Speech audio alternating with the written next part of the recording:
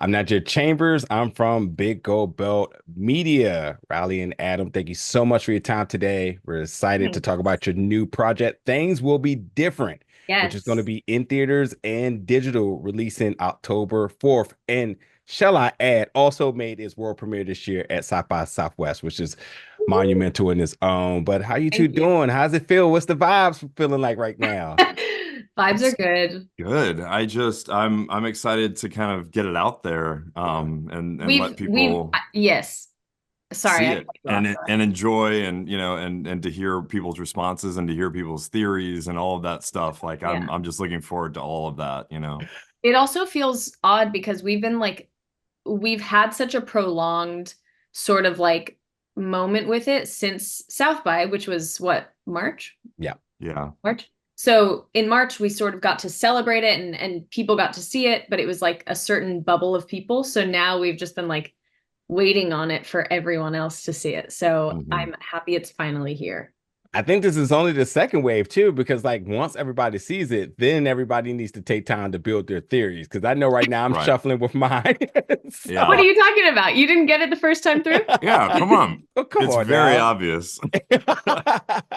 I am very much curious, you two, as actors, at what point did you kind of realize the depth of this story? Was it like a convo you had with Michael? Was it like you reading the script and you just picked it up? Or was it just something else later on where you were just like, I get it now. Like what was sort of the train of thoughts in terms of your roles and your characters and the overall story?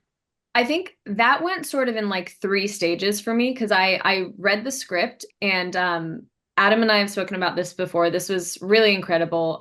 Michael, our writer and director, we were originally supposed to be filming on his family's farm, and we immediately opened the script, and there was a fully in like completely involved drawn out map of this farm, like farm and farmhouse on the script. And that was so incredibly helpful because I immediately could picture what I was reading.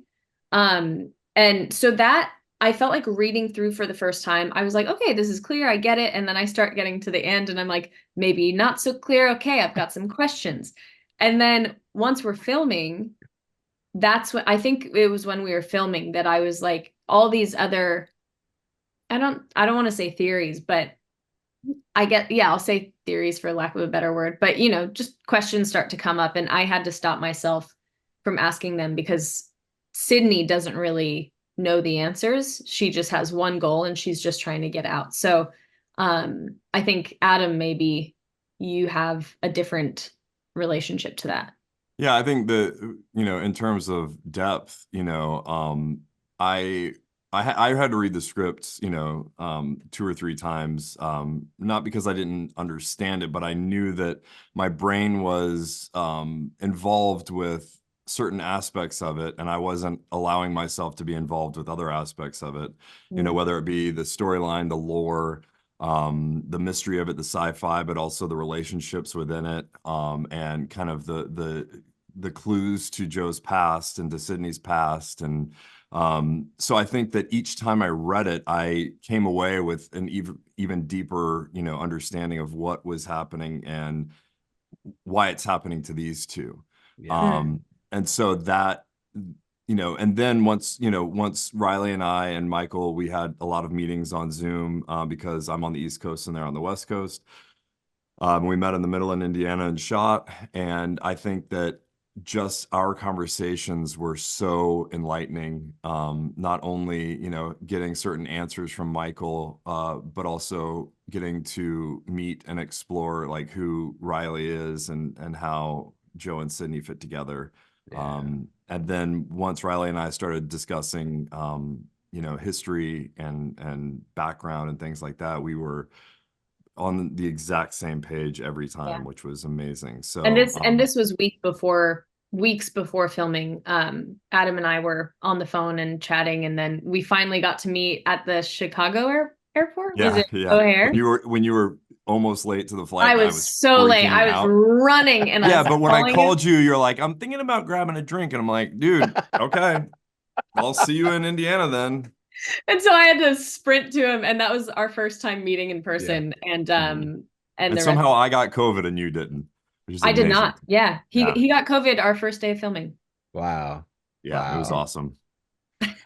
Well, I think, the first movie I sort of relate this to in terms of just and honestly, and as iconic as the movie is, I really don't think it has as much as the complexities as this film, which is great because I think anybody who loves a good horror or psychological thriller plus drama, plus there's some action in there, and as you said, some Yeah. sci-fi, there's a little bit of everything in there.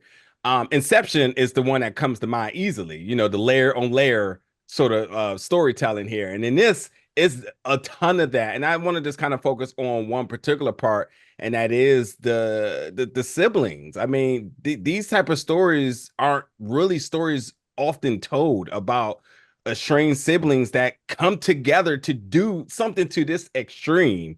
Yeah. And to be on the same page, but also sort of trying to give each other grace about the situation, because there's always a measure of resentment here. It's like, hey, well, you had mom and I had dad. How come they didn't want me and you didn't want me? How come we're just fine? All these sorts of different conversations comes about, but there's obviously a bigger threat, and then another bigger threat beyond that. Yeah. I just want to know, and I think the airport story is actually pretty cool as well too. How else, and the Zoom calls, obviously, were you all able to kind of build that relationship with one another, because there's actually a really authentic feel between the two of you two. It feels like there was some missed time from each other, but now that y'all here and there's a greater cause here, that like we feel that as the viewers, we understand this journey, and we understand the difficult navigation of the conversations, and we're invested into it. So I'm just curious about how were you all able to kind of build that in order to put on these performances.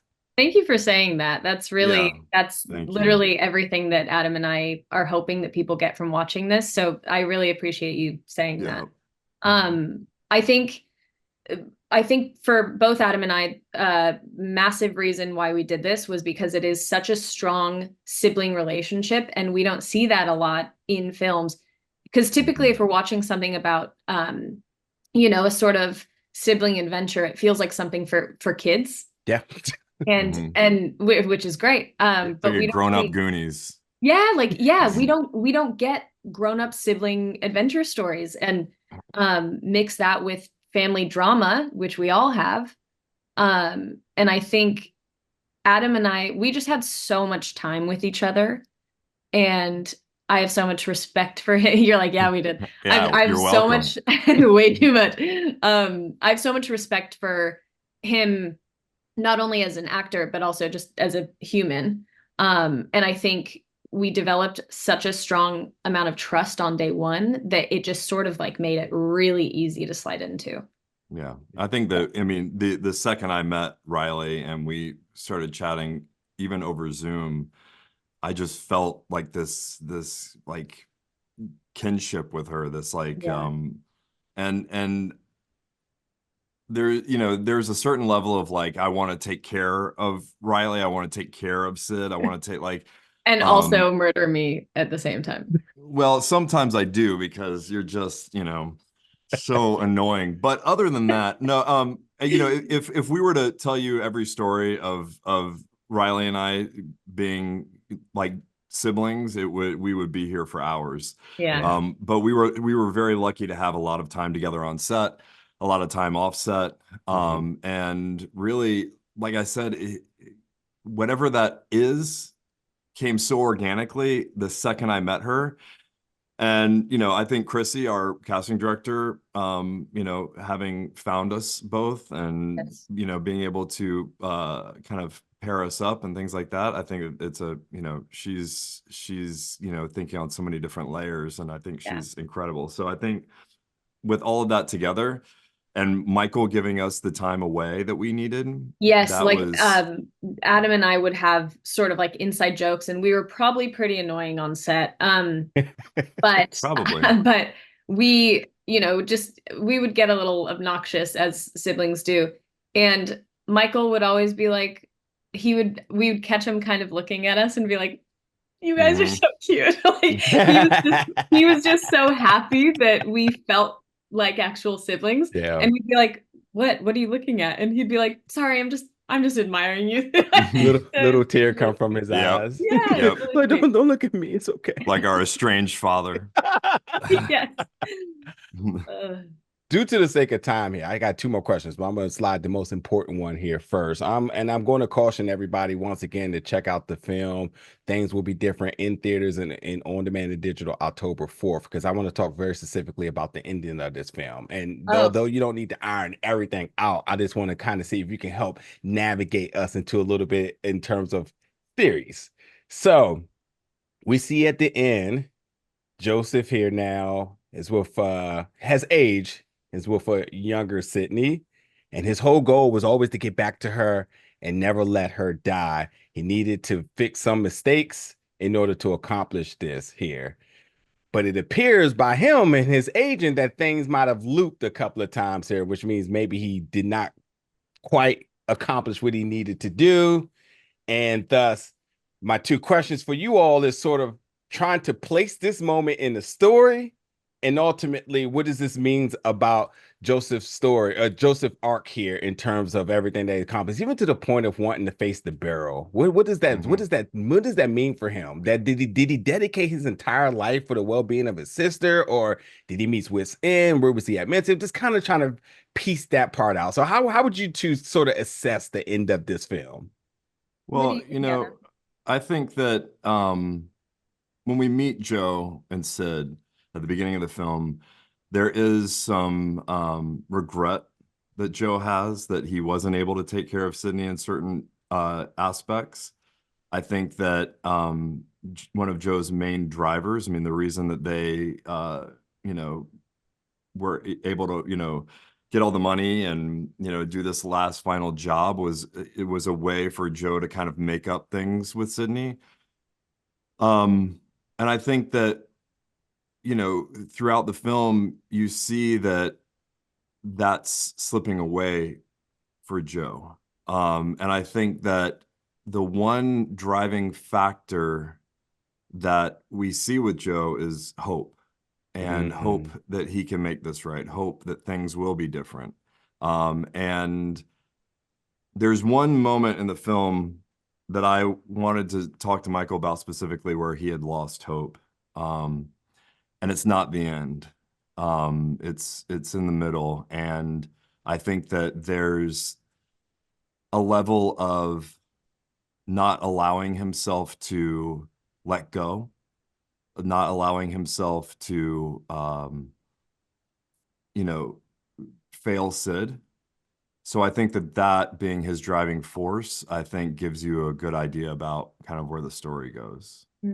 Really quickly, Riley, before you say that, and I know I need to wrap, I got to tell you that answer gives so much perspective about the motivation of the story. It gives zero away spoiler wise, but it gives you such a vast more appreciation for the siblings. So I just want to say I appreciate that. Go for it, Riley, and then we'll wrap.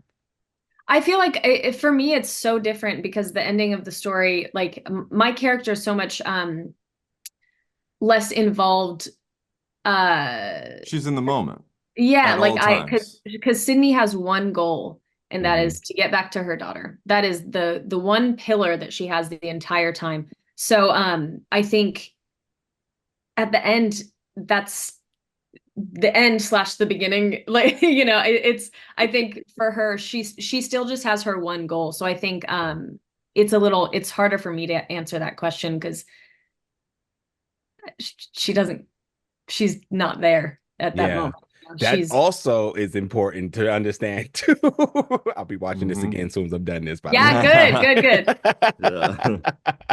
But listen, once again, folks, things will be different in theaters, on demand, and digital October 4th. Riley, Adam, thank you so much for your time. And although thank you so much. Thank you, I didn't get Najir. to ask about it. this, I just want to quickly say you all deserve the tip of the hat for the stunt work, the weapons training that you all did, the physicality, running across the fields and so on. I see y'all. Hey, I see y'all. Thank you. Thank you. I appreciate that a lot. Absolutely. I appreciate the time today. All right. Great Thanks, questions Najir. too. Thank you.